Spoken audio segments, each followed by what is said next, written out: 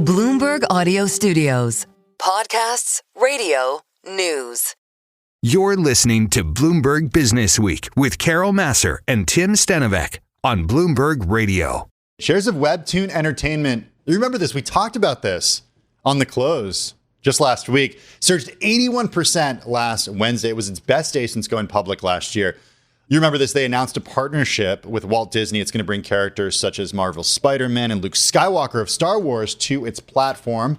The announcement also came as Webtoon reported quarterly results that beat analyst expectations. That helped fuel the rally last week as well. We've got with us David Lee. He's CFO and COO of the $1.9 billion market cap company. It calls itself a, quote, global storytelling platform that enables creators and users to discover, create, and share stories. David joins us from our Los Angeles bureau. Also with us is Nina Trentman. She's Bloomberg News senior editor. She writes the Bloomberg CFO briefing newsletter. She joins us here in the studio. Check out her newsletter at bloomberg.com/CFO briefing. David will be featured in an upcoming edition of that. David, welcome. Good to talk to you again. I think last time we spoke, you were CFO and COO at Impossible Foods. It was a previous lifetime. You're at Webtoon now. I think, though, at Webtoon, a lot of people who don't have kids of a certain age, maybe they're too young, maybe they're too old, might not be familiar with the platform. What is it? So Webtoon is, as you say, it's a global storytelling platform. And while many of us may not have heard it ourselves, I bet our Gen Z kids and friends have. In fact, the majority of our 150 plus million monthly active users are exactly in that demographic. They spend 30 minutes a day plus enjoying new stories from this network of 24 million creators globally that get to write great webcomic and web novel stories on our platform. I bet you've seen a movie or two, though, that you didn't realize started as a Webtoon. David, thanks for joining us. Just wondering, actually, in terms of the spending on the platform, one of the things that we've been wondering about at CFO Briefing recently is this: what is the consumer doing and how are consumers responding to all the different news that we're hearing on tariffs, on what's going on in DC? I'm wondering, are you seeing any changes in terms of spending amongst your consumers? Well, Webtoon's very fortunate. You know, our consumers love a good story. They love a good story in good times and bad times. And increasingly, they love a good story independent of the language or the country that the story came out of. We have examples of 900 adaptations, 100 rich film, movie, and TV series that came from all over the world, because in good times and bad, people want to tuck into a story from an unexpected source.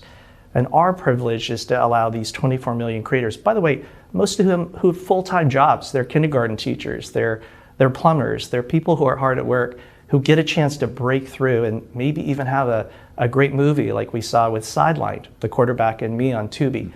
So far, we've been immune from some of the news that you carry every day because our product is great storytelling and consumers seem to still love it. That is good to hear. I'm just wondering, Tim just mentioned the Disney partnership. I'm curious, for you as a CFO, how does it change the financial trajectory of the company? Well, the Disney collaboration, I think, is pivotal.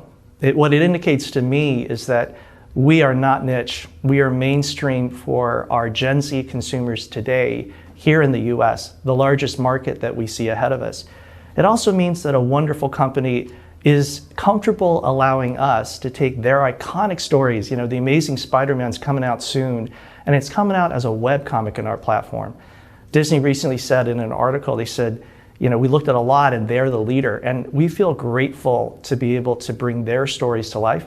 And frankly, we're gonna bring alternative endings, background characters to the forefront. We're gonna write original stories with Disney because our powerhouse of creators can allow a story that may have been written years ago to be really fresh for the Gen Z consumers on our platform.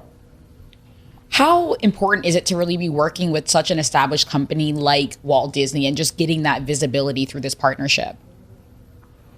I think it's critical because, frankly, the biggest challenge we have is that while our Gen Z consumers here in the US know us, love us, and spend 30 to 60 minutes every day on us, a lot of investors, a lot of corporations, a lot of your audience has never heard of Webtoon, even though we went public a little over a year ago.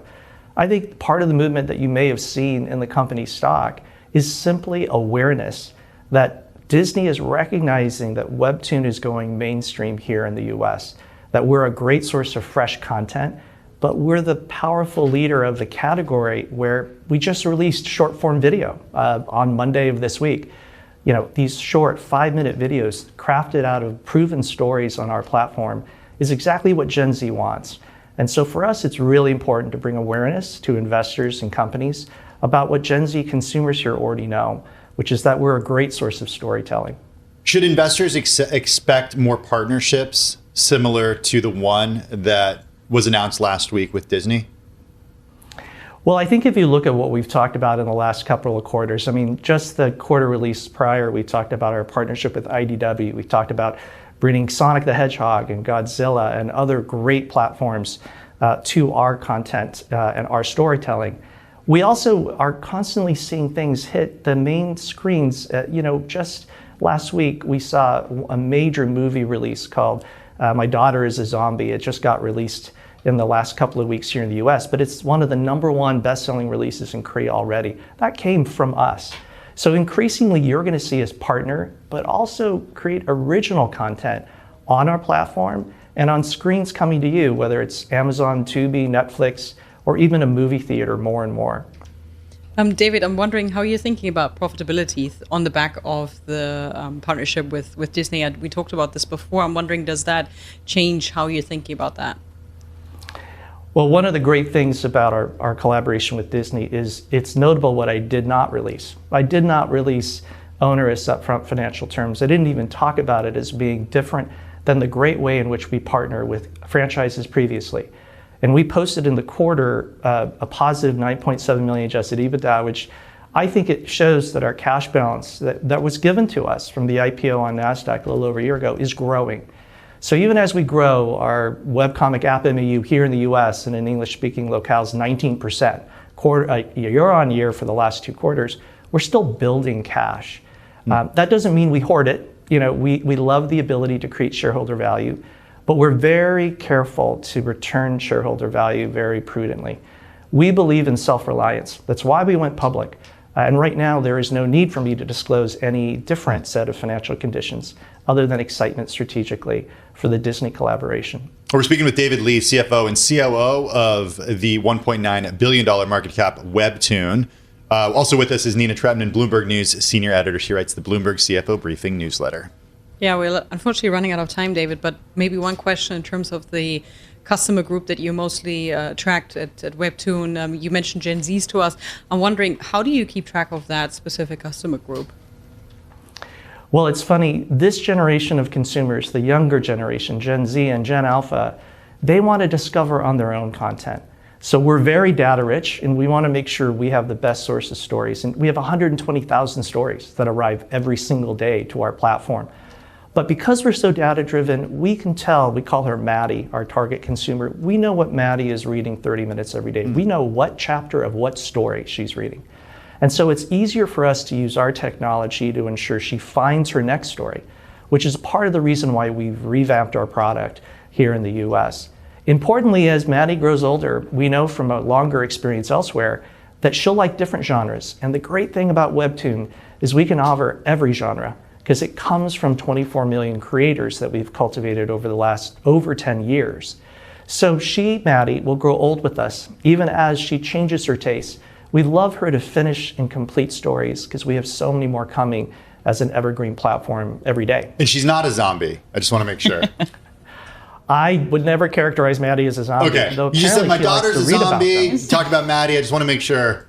Yeah, no. Okay. No zombie there. Okay. Cool. All right. Sorry, go ahead, Norah. Well, David, I did want to ask you about how you all are thinking about AI. Of course, we know this has been a really big topic this year as people think about how we're using AI spend for some of these large companies. So how are you all integrating AI into your platform? You know, it's interesting. Webtoon started from a parent called Naver, which is a tech powerhouse. And we use our technology, including our AI, which we have a lot of, actually, to protect the human creator. We protect them by fighting piracy, arguably better than a lot of other bigger consumer tech platforms I know. We allow consumers to find these 120,000 stories I mentioned that come every day. We help them find the stories they want using AI and technology. We may be the best untold story about AI promoting human creativity, generating returns for our human creators, protecting them in a way that I don't think is oftentimes on your network or in the press. And we're really excited to have a business model. You know, we've shared $2.8 billion with our creators from 2017 to 2023, because from the very beginning, our founder said, we will build a global network of people who can fair share in the success neither of us know how big is yet. And that allows an amateur creator somewhere in the world with a dream of being a storyteller to change their lives and contribute to the platform that we've built. So I feel really good about our use of AI. I'm held accountable by my teenage daughters, who are also consumers. And this is a case where I think tech is at work for human good. David, good to see you. Thanks for joining us on Bloomberg Businessweek Daily for the CFO Brief. And that's David Lee, CFO and COO of Webtoon. Also, a big thank you to Nina Trevman. She's Bloomberg News Senior Editor. She writes the Bloomberg CFO Briefing newsletter. You can sign up for it at bloomberg.com/CFO-briefing.